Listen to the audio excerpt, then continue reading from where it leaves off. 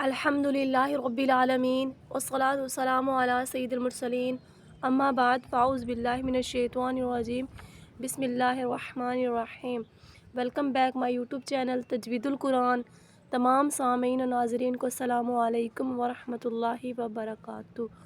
آج ہم انشاءاللہ عز و جل غسل کا طریقہ سیکھیں گے حنفیوں کے مطابق۔ اسلامی بہنوں کی نماز میں ہم اسلامی بہنوں کے غسل کا طریقہ سیکھیں گے۔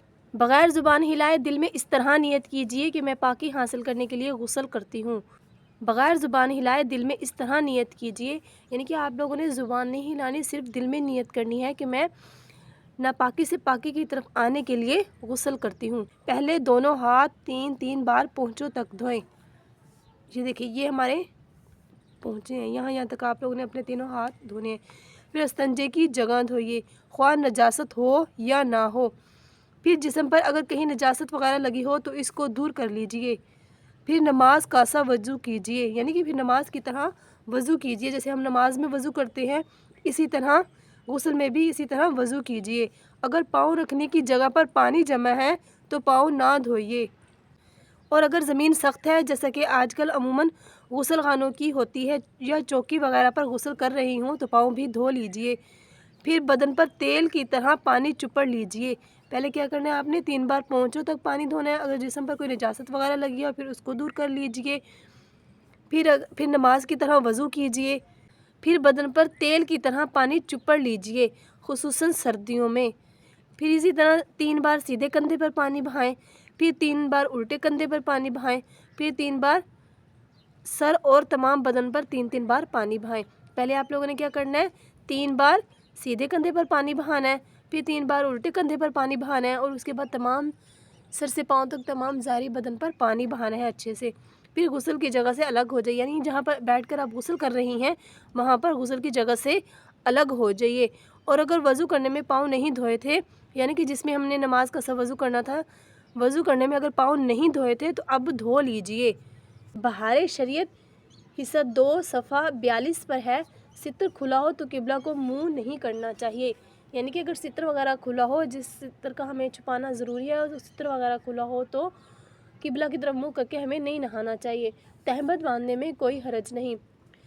تمام بدن پر ہاتھ پھیر کر مل کر نہائیں، ایسی جگہ نہائیں کہ کسی کی نظر نہ پڑے، اور اس کے علاوہ نہ ہی کسی قسم کی گفتگو کیجیے، دعا بھی نہ پڑھیے۔ نہانے کے بعد تولیے وغیرہ سے اپنے بدن کو اچھے سے پونچھ لیجیے، اور اگر نہ بھی پونچھیں گے تو کوئی حرج نہیں۔ نہانے کے بعد فوراً کپڑے پہن لیجیے۔ اگر مکروہ وقت نہ ہو تو 2 رکعت نماز نفل ادا کرنا مستحب ہے۔ غسل کرنے کے بعد اگر مکروہ وقت نہ ہو تو 2 رکعت نماز نفل ادا کرنا کیا ہے، مستحب ہے۔ یہاں پر ایک چھوٹی سی بات یہ بھی قابل نوٹ ہے کہ مکروہ اوقات، یعنی کہ مکروہ اوقات کتنے ہوتے ہیں اور کون کون سے ہوتے ہیں۔ مکروہ اوقات ہوتے ہیں وہ 3 قسم کے ہوتے ہیں۔ نمبر 1 مکروہ اوقات ایک سورج نکلنے کے بعد 20 منٹ یا 22 منٹ کا ہوتا ہے، اور دوسرا مکروہ وقت ہوتا ہے ظہر کے بعد تقریباً 40 منٹ تک کے قریب ہوتا ہے، جبکہ جو تیسرا مکروہ اوقات ہوتا ہے وہ سورج کے غروب ہونے کے 20-22 منٹ تک ہوتا ہے، یعنی کہ اس سے پہلے تک ہوتا ہے، سورج کے غروب ہونے سے 20-22 منٹ سے پہلے تک ہوتا ہے۔ یہ 3 مکروہ اوقات ایسے ہیں جس میں کوئی بھی نماز نہیں پڑھ سکتے، سجدہ تلاوت بھی نہیں کر سکتے۔ یہاں پر ایک چھوٹی سی بات یہ بھی کہ بعض اسلامی بہنیں ہوتی ہیں وہ یہ سوال پوچھتی ہیں، یہ سوال کرتی ہیں کہ قرآن پاک مکروہ اوقات میں پڑھ سکتی ہیں یا نہیں۔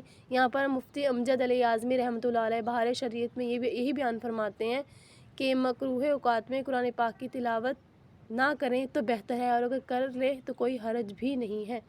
میں نے آپ لوگوں کو غسل کا طریقہ سمجھانے کی چھوٹی سی کوشش کی۔ اللہ عز و جل ہمارے علم و عمل میں اضافہ عطا فرمائے۔ صلو علی الحبیب صلی اللہ تعالی علی محمد صلی اللہ تعالی علیہ وآلہ وسلم۔ اب انشاءاللہ عز و جل نیکسٹ ویڈیو میں نیو ٹاپک کے ساتھ آپ سے ملاقات ہوگی، تب تک کے لیے دعاؤں میں یاد رکھیے گا۔ اللہ حافظ۔